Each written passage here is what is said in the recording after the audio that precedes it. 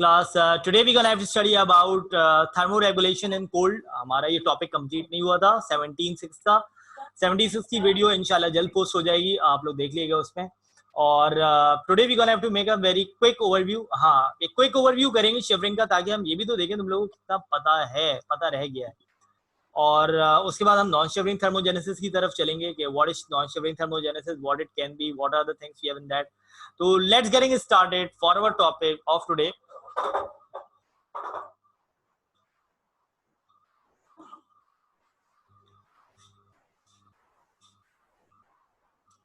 We are studying thermoregulation in cold temperature.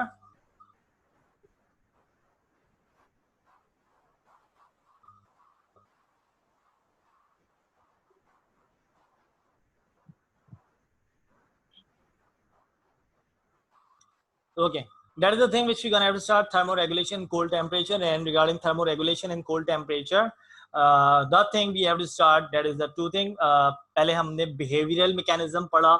behavior में हमने यही study किया था कि the animals are going to the cave, the animals are going to perform the sun basking. On day they are performing sun basking, on night they have to move into the cave, they have to move into the certain shelter in order to save themselves from cold. और अगर human की बात की जाए तो human भी sun basking करेगा, और they're gonna have to wear the dark clothes, they're gonna have to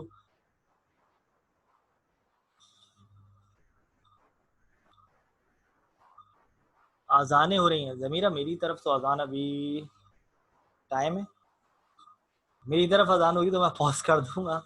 खैर थोड़ा सा टाइम ले लेते हैं, उसके बाद अगर आसानी होती तो उसको फॉलो अप करते हैं। ठीक है क्लास। अच्छा, we are on a topic of thermoregulation in cold temperature. हाँ, मेरी तरफ अजान से थोड़ा सा आवाज़ भी यहाँ पे आएगी तो मैं इसको कट डाउन कर दूंगा, ठीक है। अच्छा, थर्मोरेगुलेशन में हमने बिहेवियर पढ़ा था और फिजियोलॉजिकल पढ़ा था। बिहेवियर का मैंने अभी आप लोग को आइडिया दिया, और फिजियोलॉजिकल में हमारे पास दो कंडीशंस होती है। The thing which we gonna have to put forward for today, that is regarding, okay, Azan is being started and I have to make a certain pause for that. मैं एक certain pause दे रहा हूँ उसके लिए. We'll be right back after that. Let's getting started. We have to come back after Azan, and the thing which we're gonna have to start regarding thermoregulation in cold temperature, एक physiological है. Physiological part, physiological thermoregulation या physiological aspects हम study कर रहे हैं. We have done the behavior, और physiological aspects में भी हमने अपना दो पार्ट्स थे हमारे पास, जिसमें से एक पार्ट हमने कवर अप किया था। First one that is called shivering thermogenesis, and the very next one that is called non-shivering thermogenesis. So that is the two things we have regarding about a part for shivering thermogenesis and non-shivering thermogenesis.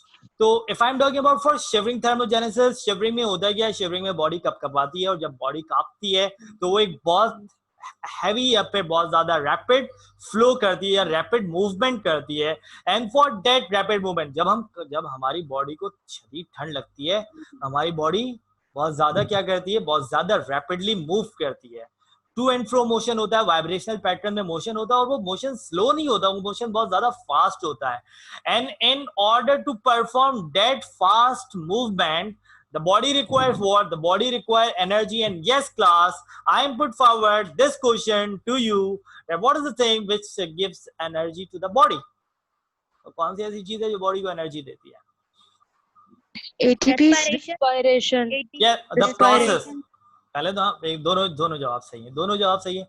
ATP, yes, that is the thing which we require, and yes, it comes by means of the process that is called respiration. And yes class, what are the two things we have in our respiration? Yes class,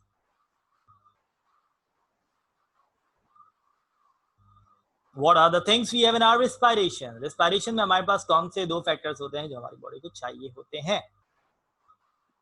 Glucose or oxygen? Oxygen and glucose. Oxygen or glucose. So in order, देखो, in shivering condition, shivering thermogenesis, shivering क्या है? A vibrational, a rapid vibration. मैं यहाँ पे इसको लिख देता हूँ, rapid vibrational movement. What did I say about for it? Rapid vibrational movement. And what do we mean by the word thermogenesis? Thermogenesis का मतलब क्या? Therm means heat, genesis means formation, Formation. हाँ देखो ना, अब यहाँ पे हमारे पास शिवरिंग का मतलब आया। शिवरिंग थर्मोजेनेसिस की तुम लोगों को डेफिनेशन लिखनी है, जस्ट फॉर एग्जांपल। तो what did you right? Shivering, you know very well, that's a rapid vibrational movement of muscles. Of what? Of muscles. Muscle. That is responsible for what? Thermogenesis. अब ये thermogenesis क्या है भाई? Therm means what? Therm means heat. Genesis means formation. So why did that rapid vibrational movement of muscles occur? In order to produce heat into the body. Body को ठंड लग रही है, body को सर्दी लग रही है. The body making the behavioral pattern. भाई behavioral pattern तो वो अपनाएगा कि वो किसी गर्म जगह पे जाएगा, डार्क या फिर हैवी क्लोथ्स वेयर आउट करेगा, लेकिन इंटरनल मैकेनिज्म भी तो होगा ना बॉडी का, जो इंटरनली बॉडी को हीट प्रोवाइड करेगा। और वो इंटरनल मैकेनिज्म क्या है? That is the thing which is called physiological. अब ये इंटरनल मैकेनिज्म में पहली चीज जो प्रोड्यूस हो रही है, that is called shivering thermogenesis. Shivering क्या है? Rapid vibrational movement of muscles. And why this rapid vibrational movement of muscles? अगर ये rapid vibrational movement of muscles क्यों हो रही है? For thermogenesis. And what do we mean by the word thermogenesis? Therm means, what is it? Heat. Heat. Genesis means Formation. Rapid vibrational movement of muscles occur in order to produce heat in body. Isn't it, na class? Rapid vibrational movement of muscles occur in order to produce what? In order to produce heat in body. क्यों हो रही है भाई? ताकि body में क्या produce हो सके? बॉडी में हीट प्रोड्यूस हो सके. And now, exactly. And now, what is the thing? What would be the thing we require? The thing is happening. That is rapid movement of muscles. And that rapid movement of muscles, class, ये बहुत ज्यादा तेज movement of muscles के लिए हमारी body को क्या required होगी?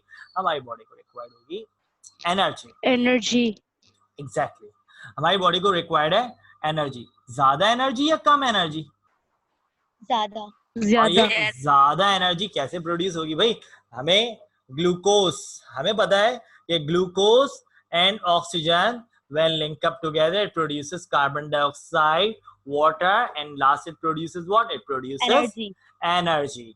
तो हमें ज्यादा एनर्जी प्रोड्यूस करने के लिए कार्बन डाइऑक्साइड और वाटर बढ़ाना पड़ेगा या ग्लूकोज और ऑक्सीजन बढ़ाना पड़ेगा? Glucose and oxygen बढ़ाना पड़ेगा. And how we gonna have to make increase of glucose and oxygen? हम ग्लूकोज और ऑक्सीजन को बढ़ाएंगे कैसे? The two hormone release, number one is called adrenaline. पहला हार्मोन कहलाता है thyroxine and adrenaline. Exactly. Adrenaline क्या कर रहा है? ग्लूकोज लेवल को बढ़ा रहा है. And thyroxine elevate the rate of respiration. मतलब rate of respiration बढ़ेगा तो ऑक्सीजन की कंसंट्रेशन बढ़ेगी. तो adrenaline increases the glucose level, thyroxine increases the rate of respiration, and that all condition is happening into the great condition. It produces the greatest amount of what? It produces the greatest amount of energy. And yes, that process is called what? That process is called shivering thermogenesis. And that is the topic which we have studied on our previous classes. And now next, for what we're gonna have to start our next topic, that is called non-shivering thermogenesis. And now what is non-shivering? देखो, non-shivering thermogenesis का part लिखा हुआ है, लेकिन thermogenesis नहीं है ये. Thermogenesis का मतलब होता है formation of heat.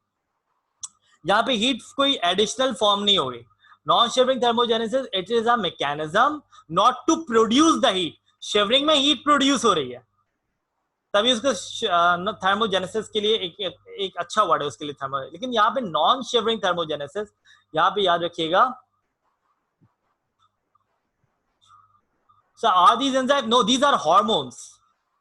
Adrenaline and thyroxine, these are the hormones. These are not enzymes. ये enzymes नहीं है, ये hormones हैं जो ग्लैंड से सिक्रीट होते हैं. एड्रेनलिन एड्रेनल ग्लैंड से सिक्रीट होता है और थायरॉक्सिन थायराइड ग्लैंड से सिक्रीट होता है. तो ये भी आप लोग पढ़ोगे आगे. ओके, तो ये भी आप लोग पढ़ोगे आगे चैप्टर नंबर 3 में रिगार्डिंग एंडोक्राइन मैकेनिज्म. जब आप पढ़ोगे, when you study the study of glands, तो वहां पे आप लोग को एड्रेनलिन भी मिलेगा, थायरॉक्सिन भी मिलेगा, और वहां पे मैं आपसे दोबारा से सवाल भी पूछूंगा कि भाई एड्रेनलिन क्या करेगा, थायरॉक्सिन क्या करेगा. तो till then you have to remember about the function of adrenaline and thyroxine. Now come to the next point, that is called non-shivering thermogenesis. तो फिर मैं यहाँ पे आपको बता रहा हूँ कि non-shivering thermogenesis में कोई additional heat produce नहीं होगी. जो हीट अंदर है वही हीट बॉडी ट्रैप करेगी, मतलब अंदर की हीट को बॉडी बाहर नहीं रिलीज करेगी. तो मुझे बताओ कि सर्दी में क्या क्या होता है. सर्दी में हम पूछते हैं कि सर्दी में ऐसा होता क्या है. यस गर्ल्स, मुझे बताते जाओ सर्दी में हमारी बॉडी में क्या चेंजेस आती हैं. क्या हमारे बाल जो हैं वो आसानी से बन जाते हैं? Either there is any No, sir. क्यों बैठ जाते हैं बाल या खड़े हो जाते हैं, इरेक्ट हो जाते हैं? सर खड़े हो जाते हैं. खड़े हो जाते हैं. इरेक्शन होती है कि the hair comes erect onto the position. hairs erect होते हैं, जिस तरह रोंगटे खड़े हो जाते हैं, सर्दी लगती है. तो these are all the signs. Animal में आप लोग देखोगे कभी भी जानवर के अगर बाल खड़े हो रहे हैं तो इट सीम्स कि उसको बेटा सर्दी लग रही है. अक्सर ये ठंड वगैरह में हम ऑब्जर्वेशन करते हैं कि ठंड में अगर किसी जानवर को बांधो और उसके hairs comes on to the erect position, तो दे आर ऑल, हमारे भी जब रोंगटे खड़े होते हैं, सो इट मीन्स मतलब वो कंडीशंस यही होती हैं कि it can make a condition of cold. तभी हमारे रोंगटे खड़े हो रहे हैं, तभी हमारे बाल से ही नहीं बन रहे, बाल इरेक्ट होते हैं ज्यादातर. तो that is all to the condition of what shivering, sorry that is all to the condition of what thermoregulation है. ये सारी कंडीशन क्या है? थर्मोरेगुलेशन है, फिजियोलॉजिकल थर्मोरेगुलेशन है. और इस कंडीशन में शिवरिंग नहीं है, तो that is called non shivering. अब ये हेयर इरेक्ट क्यों हो रहे हैं? ठीक है, मान लिया कि हेयर इरेक्ट हो जाते हैं, that is being present on your book, that is erection of hair. ये आपकी बुक में एक पार्ट मौजूद है, that is called erection of hair. तो देखते हैं.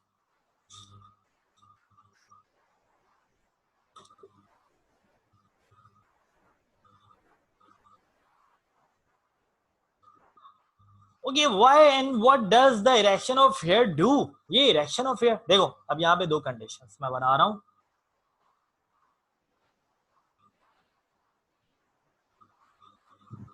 When hair down, जब hair down होता है,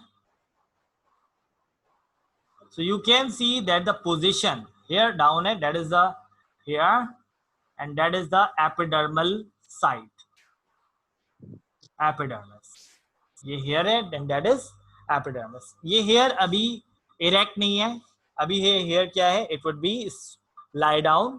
ठीक है, तो you can see there is a pore opening, there is an opening. यहाँ पे आप लोगों को ओपनिंग दिखाई दे रही है. तो from this opening there would be the certain release of gaseous exchange, मतलब यहाँ से आपका हीट रिलीज हो सकती है. There is a certain way of releasing the heat from over here, और यहीं से आपका स्वेट भी रिलीज होता है. अब सर्दियों में तो स्वेट होने से रहा, सर्दियों में तो पसीना आने से रहे, और सर्दियों में जब हेयर इरेक्ट होता है तो उसका कंडीशन या उसका मैकेनिज्म क्या है, यहाँ पे देखते जाओ. When hair erect it do what, जब हेयर इरेक्ट होता है तो ये एपिडर्मल पोर को बंद कर देता है. When hair erect it closes the epidermal पोर.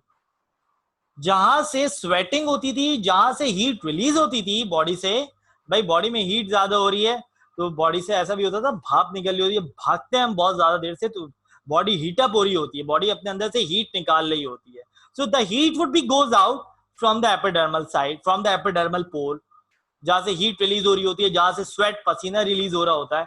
अब जब हेयर इरेक्ट हो जाता है, मतलब सर्दियों में इरेक्शन ऑफ हेयर होता है, हेयर इरेक्ट होता है, तो वो इरेक्शन ऑफ हेयर क्या करता है? एपिडर्मल पोर को बंद कर देता है, एपिडर्मल पोर को क्लोज कर देता है, जिसकी वजह से हीट बाहर नहीं जा सकती. हीट बाहर नहीं जाएगी मतलब एडिशनल कोई हीट प्रोड्यूस नहीं हो रही है. जो हीट बॉडी के अंदर है सिर्फ वो हीट बॉडी के अंदर कंजर्व रह रही है, बॉडी के अंदर स्टोर रह रही है, बॉडी के अंदर रिजर्व रह रही है. So that is a certain part for erection of hair. जो अभी मैं पार्ट आप लोगों को समझाने की कोशिश कर रहा हूँ, that is called erection of hair. सर्दियों में अक्सर होता है, रोंगटे खड़े हो जाते हैं, हेयर इरेक्ट हो जाते हैं. एनिमल्स में भी ये चीजें ऑब्जर्व करते हैं कि when animals facing a certain cold conditions उनके हेयर इरेक्ट हो जाते हैं. तो what is the reason behind it? इसका रीजन क्या है? और गर्मी में क्यों बाल इरेक्ट नहीं होते हैं, क्यों हेयर्स इरेक्ट नहीं होते? तो भाई गर्मी में हीट रिलीज करनी होती है बॉडी से, तभी हेयर्स इरेक्ट नहीं होते, तभी हेयर्स लाई डाउन होते हैं, ताकि हीट या स्वेट एपिडर्मल साइड से, हमारी स्किन से हीट या स्वेट क्या होता रहे, रिलीज होता रहे। लेकिन सर्दियों में ये हीट को हमें कंजर्व करना है, बचाना है, बाहर नहीं जाने देना। So that's why the hair become erect, and if the hair become erect, it closes the epidermal pore, it closes the epidermal side, and by means of that the heat would not be released out from the body, and that is the reason of erection of hair, which comes on to the physiological conditions of non-shivering thermogenesis. कोई मसला class erection of hair के हवाले से? Yes. Sir ये जो पोर है ये hair scalp है ना? हाँ, exactly, you can say that, hair scalp, epidermal pore, epidermal side, इसको बहुत सारे नामों से आप दे सकते हो। और कोई क्वेश्चन? हेयर इरेक्ट होता है, ये वाला पॉइंट थोड़ा बताएं। हेयर इरेक्ट होता है, हेयर इरेक्ट होने की वजह क्या है कि एपिडर्मल पोर जो होता है, just you can see it over here, epidermal pore जब हेयर लाई डाउन है, गर्मियों में हेयर अपनी पोजीशंस में होते हैं, लाई डाउन है, वहां से क्या हो रहा होता है, उस पोर से, उस ओपनिंग से हीट रिलीज हो रही होती है। अब अगर सर्दियां पड़ती हैं तो हमें इस हीट को बॉडी के अंदर कंजर्व करना है, बॉडी के अंदर बचाना है, इस हीट को रिलीज नहीं होने देना, तभी ये हेयर इरेक्ट होता है। हेयर इरेक्ट होगा, यहाँ पे देखो लाई डाउन है तो पोर फॉर्म हो रहा है, ये इरेक्ट हो रहा है तो इसका पोर क्लोज हो रहा है, और अगर पोर क्लोज हो रहा है तो हीट बॉडी से रिलीज नहीं हो सकेगी, and that is a certain process which is called erection of hair. बेटा कोई मसला और? Okay sir. और कोई मसला, और किसी को कोई चीज, कोई और पूछना सर चाहे? Shivering thermogenesis, sir shivering thermogenesis और नॉन शिवरिंग थर्मोजेनेसिस एक साथ अकर हो सकते हैं? बिल्कुल, ये they are produces side by side. Shivering thermogenesis को हीट प्रोड्यूस करनी है बॉडी में, और नॉन शिवरिंग थर्मोजेनेसिस को जो हीट प्रोड्यूस हुई है उसको रिलीज नहीं होने देना है बॉडी से। तो yes, they work side by side in order to conserve or in order to perform thermoregulation in body. जब तक ये दोनों साइड बाय साइड वर्क नहीं करेंगे बॉडी में थर्मोरेगुलेशन नहीं हो सकेगा ना, कि जो शिवरिंग थर्मोजेनेसिस से हीट प्रोड्यूस हो रही है, अगर नॉन शिवरिंग थर्मोजेनेसिस नहीं होगा तो वो तो बॉडी से हीट रिलीज हो जाएगी। So that is a certain thing which you're gonna have to know, that in shivering thermogenesis, the heat which have to be produced, that have to be conserved, that have to be retained into the body by means of a process that is called non-shivering thermogenesis. अच्छा, तो like कभी-कभी गर्मियों में भी ऐसा होता है जैसे फीवर निकलने से पहले सर्दी लगती है। बिल्कुल, देखो at that time the body also performing the thermoregulation. उस वक्त भी बॉडी क्या परफॉर्म करती है? थर्मोरेगुलेशन परफॉर्म करती है, क्योंकि आपका टेम्परेचर वे टू हाई होता है, और टेम्परेचर जब बढ़ रहा होता है तो there is a certain condition of shivering, तो दैट इंडिकेट कि बेटा अब इसको सर्दी लग रही है, अब इसको बुखार आएगा। अब ऐसा क्यों होता है भाई? There is a thermostat into the body. Thermostat अपना टेम्परेचर कब बढ़ा लेता है? कि जब कोई वायरस या बॉडी के अंदर कोई वायरस या बैक्टीरिया आता है तो बॉडी अपना टेम्परेचर बढ़ा लेती है। अब वो बॉडी को टेम्परेचर बढ़ाना है तो बॉडी टेम्परेचर बढ़ाएगी कैसे? शिवरिंग करेगी। उस वक्त एक और हार्मोन रिलीज होता है जिसको हम कहते हैं कॉर्टिसोल। कॉर्टिसोल बॉडी में अभी एड्रेनलिन ग्लूकोज प्रोड्यूस कर रहा है, उस वक्त फीवर के टाइम कॉर्टिसोल प्रोड्यूस कर रहा होता है। ग्लूकोज हमारे प्रोटीन्स को ब्रेक करता है, ग्लूकोज प्रोड्यूस करता है। तो फीवर के टाइम पे भी ऐसे ही होता है। बिल्कुल तुमने ठीक कहा कि सर शिवरिंग होती है, तो उस वक्त क्या होता है? शिवरिंग का मैकेनिज्म क्या है? हीट प्रोड्यूस करना। अगर कोई बंदा अभी गर्मियों में कांप रहा है तो हमें पता है बेटा इसको बुखार आने वाला है, तो फीवर होने वाला है, तो दैट इज अ कंडीशन। क्यों भाई? वो क्यों कांप रहा है, और कांप रहा है तो उसकी बॉडी में हीट प्रोड्यूस होगी, और उसकी बॉडी में हीट प्रोड्यूस होगी तो हम इंडिकेट करेंगे तो उसको फीवर हो रहा है। तो would you get it on to this point? क्या ये पॉइंट समझ में आया मेरा? Yes sir. Okay, sir animals का भी यही प्रोसेस है? सर एक और, एक मिनट पहले जमीरा तुम बोलो, उसके बाद बेटा आप बताना। सर एनिमल में भी यही प्रोसेस चलता है? सब में यही प्रोसेस होता है, एनिमल्स में भी यही प्रोसेस फॉलो होगा। ठीक है, नेक्स्ट। हाँ बेटा। Okay sir. सर कभी कभी ड्यूरिंग नॉर्मल टेम्परेचर्स भी हमारी रोंगटे खड़े हो जाते हैं, तो ऐसा क्यों होता है? फेयर फैक्टर होता है वो फेयर फैक्टर होता है ना कि मैं अच्छा मैं भी तुम लोग के रोंगटे खड़े करता हूँ। मुझे पता चला है तुम लोग एग्जामिनेशन दोबारा होने वाले हैं फर्स्ट ईयर के। Either it would be the condition of happiness or it would be the condition of fear. both. Fear of Sir, course. ये 2 जुलाई को जो मीटिंग होने वाली है उसमें ये तय पाया गया है कि भाई ऐसी कोई शिक नहीं है कानून में. There is no evident rule in our law that allow students to pass their examination without giving any paper. क्या ही है? तो ये फेयर फैक्टर है या नहीं है? ऐसी खबर सुनने से मैं भी अगर इंटरमीडिएट में होता और अगर ये सुनने में आता, अब ये कंडीशन छोड़ दो, ये कंडीशन फर्स्ट ईयर में हो, तुम लोगों ने पेपर नहीं दिए, तो ये कंडीशन तुम लोग फेस ही नहीं कर सकोगे. क्योंकि सेकेंड ईयर का जो बच्चा जो अब सेकेंड ईयर पढ़ के एप्टीट्यूड लेवल पे आया हुआ है, उसकी 80% है, लेकिन उसका 1 या 2 पेपर फेल था. वो बेचारा किसी भी वजह से उसका 1 पेपर रह गया था, और यकीन करो अब उसको पेपर पास कर दिया गया. या कोई बच्चा जो 7 पेपर में फेल था उसको भी पास कर दिया गया इस कंडीशंस में. और अगर उसको ये सुनने में आ जाए कि नहीं बेटा पेपर होंगे, तो उस पे क्या गुजरेगी. Either there is a condition of fear or not. So when there is a condition.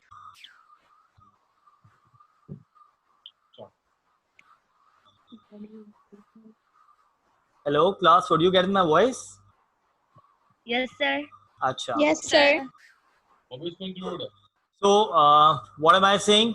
कि अब जो सेकेंड ईयर का बच्चा जो अभी एप्टीट्यूड लेवल पे प्रिपरेशन कर रहा है, तो उसके लिए तो एक बहुत ही कंडीशन वर्स्ट हो जाएगी.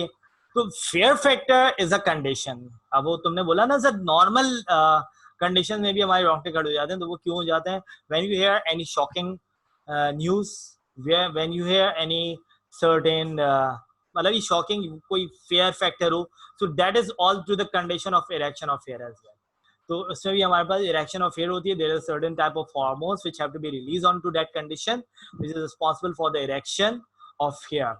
ठीक है, तो that is all to the condition. क्या अगर नॉर्मल प्रोसेसेस में कोई कंडीशन हो रही है इसकी इरेक्शन ऑफ फेयर की, so that seems to be the condition of fear, that seems to be the condition of shock.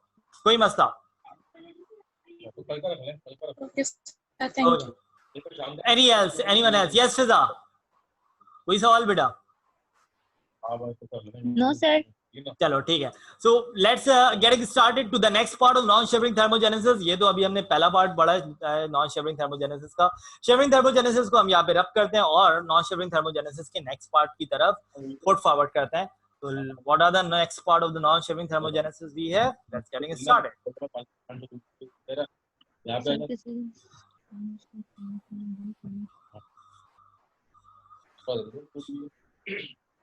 Okay, अच्छा.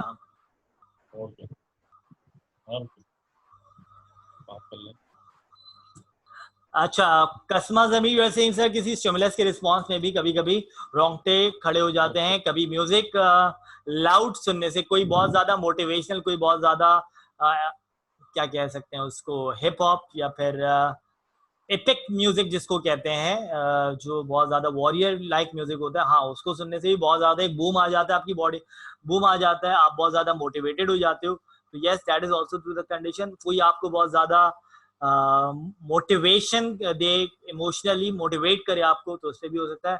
सर लास्ट में मुझे क्वेश्चन करना है, आपसे टॉपिक से रिलेटेड नहीं है, बट आप फिर you can tell me that question on to your chat box. Chat box में मतलब व्हाट्सएप कर देना वो क्वेश्चन, कोई ऐसा मसला नहीं, ठीक है ना. वो मुझे डायरेक्ट आप व्हाट्सएप कर सकते हो. If it would be not related to the topic, तो you can tell me that question on to the WhatsApp. अच्छा, इरेक्शन ऑफ फेयर हो गया हमारा, और जो दूसरा पार्ट मैं यहाँ पे स्टार्ट ले रहा हूँ, दैट इज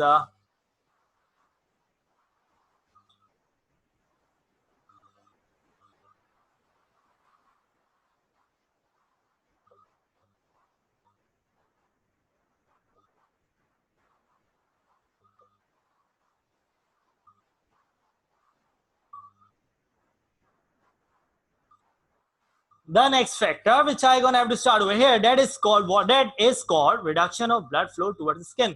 Plus खून की तासीर क्या है? क्या है खून की तासीर? सर गरम. क्यों है सर गरम? खून में हरारत होती है. हरारत मतलब आसान अल्फाज में बोलो. मुझे समझ में नहीं आता। हरारत, हरारत टेम्परेचर होता है, आई नो। क्यों होती है भाई, क्यों टेम्परेचर होता है खून में? वाइब्रेशन होती है। सर हम वार्म ब्लडेड हैं इसलिए। नहीं नहीं नहीं नहीं नहीं, कुछ और सोचो, रिएक्शंस परफॉर्म हो रहे होते हैं। और कुछ सोचो, सर हीट ट्रांसपोर्टेड होता है और कुछ ब्लड सोचो। में। बोलो कौन? बहुत अच्छा सवाल। मूवमेंट हो रही होती है, ज्यादा से लाउड बोलो। लड़के कौन, क्या नाम है तुम्हारा? जैसा माइक पे आओ। सर मूवमेंट हो रही होती है। बिल्कुल ठीक। ब्लड मूव कर रहा है, ब्लड सर्कुलेट कर रहा है आपकी बॉडी में, and they are producing certainly kinetic energy. Kinetic energy पढ़ी है तुम लोगों ने कि कोई भी चीज अगर फ्लो में है तो वो हीट प्रोड्यूस करेगी। काइनेटिक पोटेंशियल एनर्जी पढ़ी आप लोगों ने फिजिक्स में। मैं उसको यहाँ पे एक रेफरेंस दे रहा हूँ, और इस बच्चे ने बहुत सही जवाब दिया। Very well. बेटा मुझे नाम बताओ अपना, क्या नाम है तुम्हारा? Sir Shariq. Shariq, very well Shariq. तो शारिक ने मुझे एक बहुत अच्छा पॉइंट दिया है यहाँ पे। तुम लोग ने भी पॉइंट सही दिए, पॉइंट तुम लोग के गलत नहीं थे। मैं यहाँ पे किसी का पॉइंट नेगेटिव नहीं ले रहा, लेकिन शारिक का पॉइंट बहुत ज्यादा सुपीरियर यहाँ पे इसलिए आया because it tell us that why the nature of blood is warm. We are warm blooded, yes, that is being okay. और हमारी ब्लड में हरारत होती है, बिल्कुल होती है। Nothing to be say about कि होती है नहीं होती है, बिल्कुल होती है। शारिक ने जो कहा कि sir movement, our blood is continuous in a motion.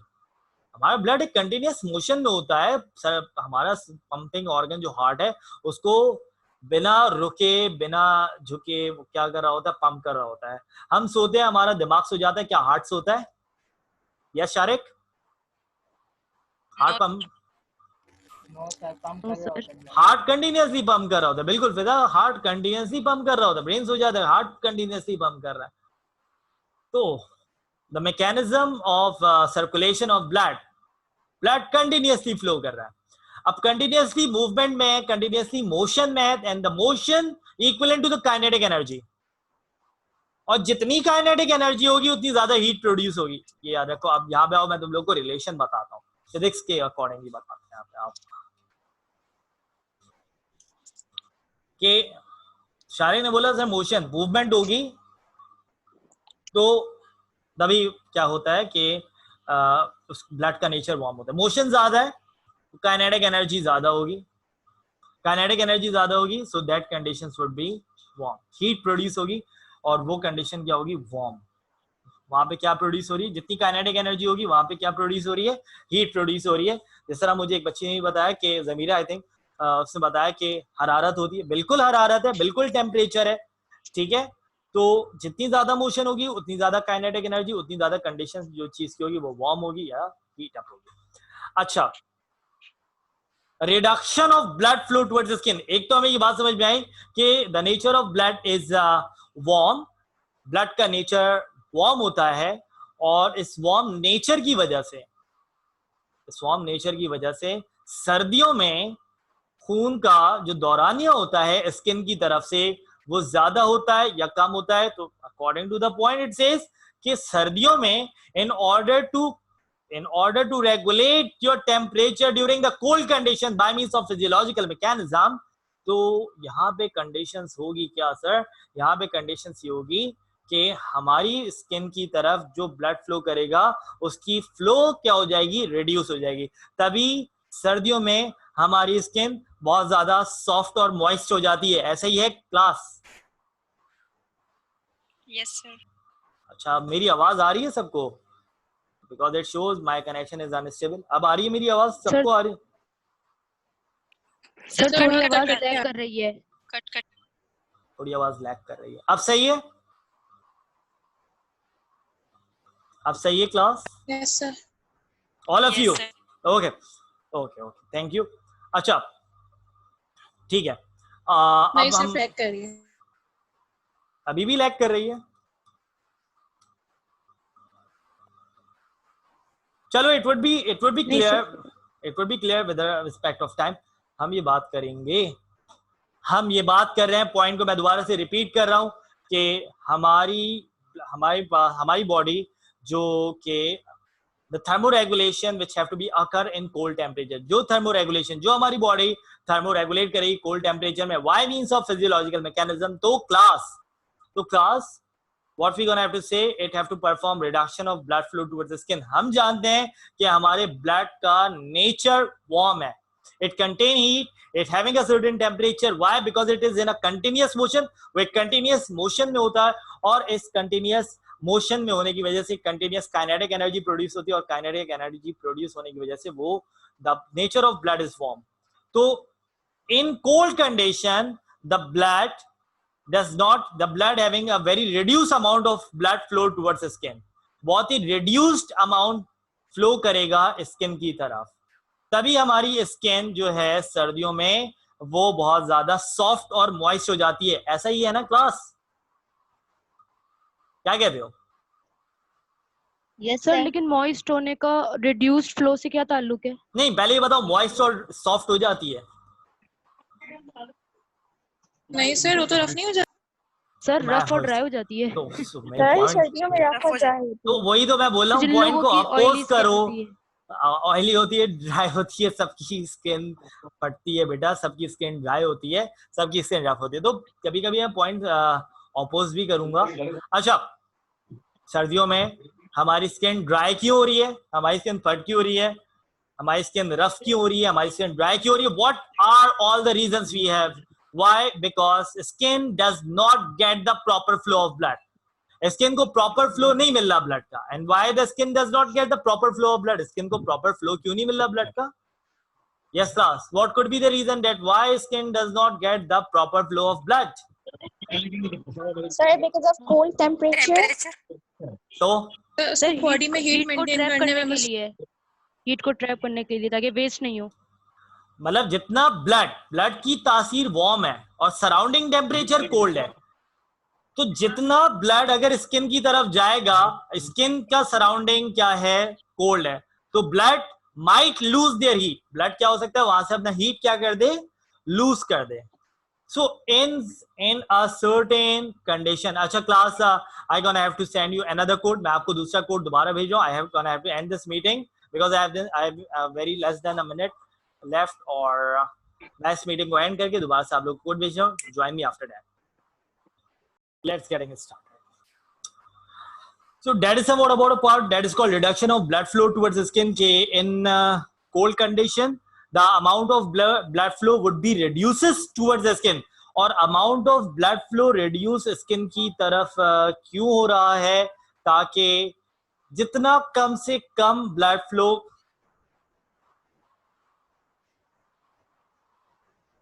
क्योंकि जितना कम से कम ब्लड फ्लो होगा क्लास स्किन की तरफ, उतना कम से कम हीट रिलीज होगी. Because our blood nature is warm, और अगर वो स्किन की तरफ आता है ज्यादा से ज्यादा, so the nature of skin, the surrounding of skin is cold, तो वहां से क्या हो सकता है, हीट एक्सचेंज हो सकती है, हीट वार्म से कोल्ड की तरफ जा सकती है. We know the higher concentration it can go towards the lower concentration. तो class there is a certain condition that reduction of blood flow reduction of blood flow occur towards the skin. Sir book में एक word है vasoconstriction. फिजा मैं इसी तरफ आ रहा था, फायदा सलीम सॉरी बेटा, मैं उसी तरफ आ रहा था. that word which is called vasoconstriction. और अगर तुम लोग cold conditions पढ़ ले हो तो we have a word that is called vasoconstriction. और अगर इसी के साथ साथ जब मैं hot conditions पढ़ाऊंगा, hot conditions में physiological conditions को हम स्टडी करेंगे, तो वहां पे हम वर्ड यूज करेंगे vasodilation.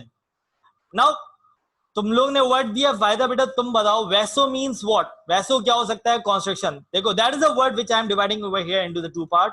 ये वर्ड दो पार्ट में डिवाइड हो रहा है. Vessels. Exactly right, vessels, blood vessels. और कॉन्स्ट्रिक्शन का मतलब क्या हो सकता है? That I am giving you a word yet right now. एक वर्ड श्रिंक होना. बिल्कुल, कॉन्ट्रैक्शन. कॉन्स्ट्रिक्शन का मतलब पहले बता दे. Contraction, vasoconstriction means vessels contraction. contraction बिल्कुल ठीक कहा था.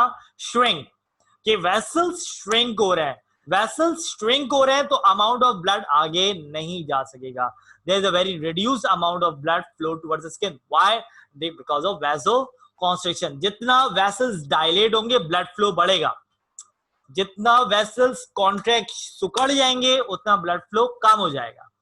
तो yes, that is the thing which have to be happen into the reduction of blood flow towards the skin. और साथ साथ मैं तुम लोगों को बताता चलूं कि कि बेटा सर्दियों में जिन पेशेंट्स को कोलेस्ट्रॉल होता है, एक तो उनके वेसल्स वैसे ही कॉन्ट्रैक्टेड होते हैं, और अगर वो मजीद कोलेस्ट्रॉल इनटेक करते हैं तो they can goes to the condition of myocardial infarction, जिसको आप हार्ट अटैक कहते हैं। तो कंडीशन उनके लिए बहुत वर्स्ट होती है। तो सर्दियों में yes we have to intake the dry fruits, but we don't have to exceed it from the limit. हमें लिमिट से एक्सीड नहीं करना, क्योंकि एक तो वेसल्स वैसे ही कॉन्ट्रैक्टेड है, और अगर उसमें और कोलेस्ट्रॉल को जमा कर दोगे तो वेसल्स ब्लॉक ना हो जाए। तो that is the thing which you can have to remember. Vasoconstriction, the vessels contracted, the vessels become shrink, and there is a very limited amount of blood flow towards the skin. So the skin cannot get the proper amount of blood, skin को proper blood नहीं मिलता, and that is the reason skin become dry, skin become rough, skin become dead. So that is all the reason. ठीक है class, कोई मसला reduction of blood flow towards skin और vasoconstriction के हवाले से? I gonna have to move on to my third point. इससे पहले कोई मसला हो तो मुझे बताओ। No sir. चलो let's heading towards next part.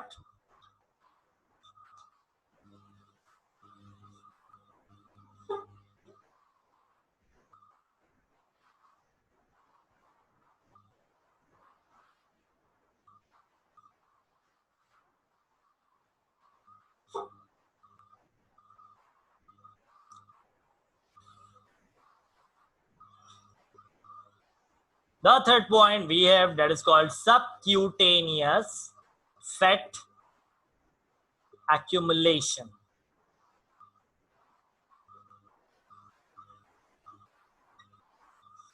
Subcutaneous fat accumulation, that is the point we have over here. अब ये point क्या हो सकता है, इसमें क्या होना चाहिए?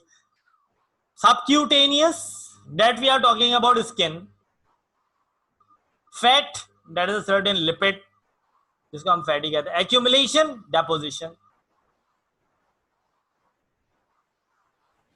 So what does it mean? क्या मतलब बना? Deposition of fat around skin. Skin. बिल्कुल नॉन वॉलेंटरी रिस्पॉन्स है. आपके चाहने की वजह से या हमारे चाहने की वजह से वेसल्स कॉन्ट्रैक्ट नहीं होते. बिल्कुल बेटा, ये इनवॉलेंटरी रिस्पॉन्स है.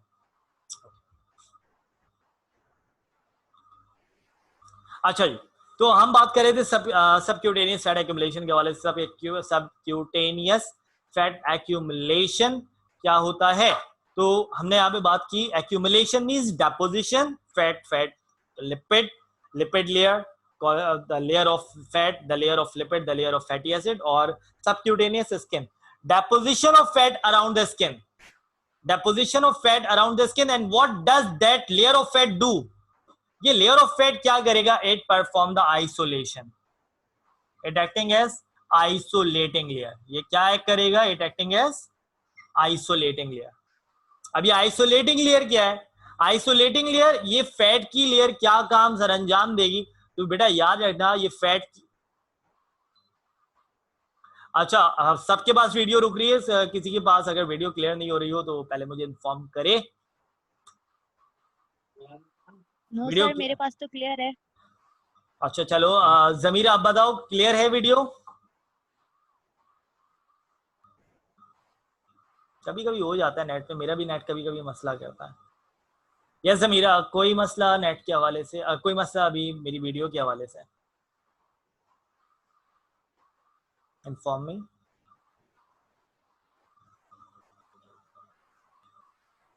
जमीरा, हाँ बोलो बेटा.